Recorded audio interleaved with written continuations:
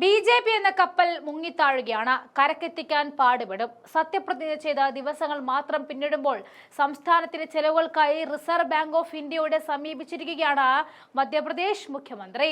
Reserve bank of ഇന്ത്യയിൽ നിന്നും 2000 കോടി രൂപ വായ്പയാണ് മധ്യപ്രദേശ് മുഖ്യമന്ത്രി മോഹൻ യാദവ് ആവശ്യപ്പെട്ടിരിക്കുന്നത്. വർദ്ധിച്ചു വരുന്ന കടബാധ്യതയിൽ മധ്യപ്രദേശ് സർക്കാർ നേരിടുന്നത് കടുത്ത സാമ്പത്തിക പ്രതിസന്ധിയാണ് എന്നതാണ് ഇപ്പോൾ തെളിയുന്നത്.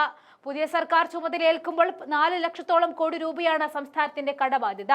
നിയമസഭാ തെരഞ്ഞെടുപ്പിന് മുന്നോടിയായി ബി.ജെ.പി. നൽകിയ വാഗ്ദാനങ്ങൾ നിറവേറ്റുക എന്ന ലക്ഷ്യമാണ് ഇപ്പോൾ പുതിയ വായ്പ എടുക്കുന്നതിന്റെ ലക്ഷ്യം. മുൻ മുഖ്യമന്ത്രി ശിവരാജ് സിംഗ് ചൌഹാന്റെ ക്ഷേമ പദ്ധതികൾ തെരഞ്ഞെടുപ്പിൽ വിജയിക്കാൻ ബി.ജെ.പിയെ സഹായിച്ചുവെങ്കിലും ഈ പദ്ധതികൾക്കായി വലിയ ചിലവാണ് വന്നത്. തെരഞ്ഞെടുപ്പ് ചട്ടം നിലവിലിരിക്കവേ 5000 കോടി രൂപ ഉൾപ്പെടെ 2023 മാത്രം ശിവരാജ് സിംഗ് ചൌഹാൻ സർക്കാർ 44,000 കോടി രൂപ കടമെടുത്തു.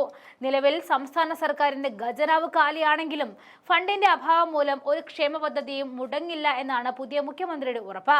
ബി.ജെ.പി. പ്രകടന പത്രിക രാമായണവും ഗീതയും പോലെയാണെന്നും മുൻ സർക്കാരിന്റെ എല്ലാ പദ്ധതികളും തുടരുമെന്നും മോഹൻ യാദവ് പറയുന്നുണ്ട്. അതേസമയം മധ്യപ്രദേശിലെ ഓരോ പൗരനും കടക്കണിയിലാണെന്നാണ് കോൺഗ്രസ് പറയുന്നത്. മധ്യപ്രദേശിൽ ജനിക്കുന്ന ഓരോ കുഞ്ഞും ഇപ്പോൾ 40,000 രൂപ കടത്തിലാണ്. ബി.ജെ.പി. മധ്യപ്രദേശിനെ തുടർച്ചയായി പാപ്പരത്തത്തിലേക്ക് തള്ളിവിടുകയാണെന്നും കോൺഗ്രസ് കുറ്റപ്പെടുത്തി.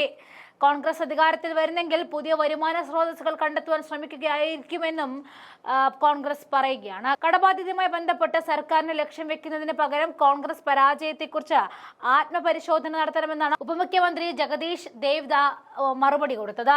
ഞങ്ങൾക്ക് വേണമെങ്കിൽ ഞങ്ങൾക്ക് റോഡ് നിർമ്മാണം, ജലസേവന പദ്ധതികൾ തുടങ്ങിയ വികസന പദ്ധതികൾക്കായി കടം വാങ്ങാമെന്നും ഉപമുഖ്യമന്ത്രി പറയുകയാണ്. മുൻ കോൺഗ്രസ് സർക്കാരുകളും കടം എടുത്തിട്ടുണ്ടെന്നും എന്നാൽ വികസനത്തിന് ഉപയോഗിക്കുന്നതിന് പകരം അവർ അഴിമതി നടത്തുകയായിരുന്നുവെന്നും ഉപമുഖ്യമന്ത്രി ആരോപിച്ചു. ബി.ജെ.പി. അധികാരത്തിലുള്ള മധ്യപ്രദേശ് സർക്കാർ സാമ്പത്തിക വർഷം മാത്രം കടമെടുത്തത് 37,400 കോടി രൂപ.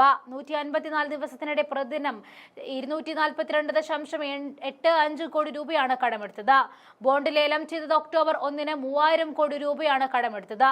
ഓഗസ്റ്റ് 26-ന് 4,800 കോടി രൂപയും പിന്നീട് സെപ്റ്റംബർ 9-ന് 4,000 കോടി രൂപയും സെപ്റ്റംബർ 22-ന് 3,000 കോടി രൂപയുമാണ് കടമെടുത്തത്. എന്നാൽ പണമെല്ലാം സംസ്ഥാനത്തിന്റെ വികസനത്തിനല്ല ചെലവിടുന്നത് എന്ന് ബി.ജെ.പി. നേതാക്കളുടെയും മന്ത്രിമാരുടെയും കരാറുകളുടെയും നേട്ടത്തിന് മാത്രമാണ് ഉപയോഗിക്കപ്പെടുന്നതെന്നും CPIM സംസ്ഥാന സെക്രട്ടറി ജസ്വേന്ദർ സിംഗ് പറഞ്ഞിട്ടുണ്ട്.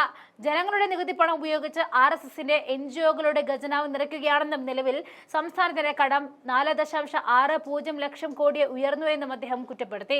കടമെടുപ്പ് തുടർന്നാൽ സാമ്പത്തിക വർഷത്തിൽ തന്നെ ബാക്കിയുള്ള 211 ദിവസം കൊണ്ട് കുറഞ്ഞത് 51,062 കോടി രൂപയുടെ കടമെങ്കിലും ഉണ്ടാകുമെന്നാണ് ജസ്വീന്ദർ പറഞ്ഞത്. 22 വർഷത്തെ ഭരണം കൊണ്ട് സംസ്ഥാനത്തെ ജനങ്ങളെ കൊള്ളയടിക്കുന്നതാണ് ബി.ജെ.പി. ചെയ്യുന്നത് എന്ന് അദ്ദേഹം കുറ്റപ്പെടുത്തി. എന്തായാലും കോൺഗ്രസിന്റെ ആർജവമൊന്നും ബി.ജെ.പിക്കില്ല എന്നുറപ്പാണ്. കാരണം ഭരിക്കുന്ന സംസ്ഥാനങ്ങളെ മുടിപ്പിക്കുന്ന നടപടിയാണ് അവർ ഇപ്പോഴും എടുത്തുകൊണ്ടിരിക്കുന്നത്. അതിൽ ഏറ്റവും വലിയ ഉദാഹരണമാണ് മധ്യപ്രദേശ് എന്ന സംസ്ഥാനം.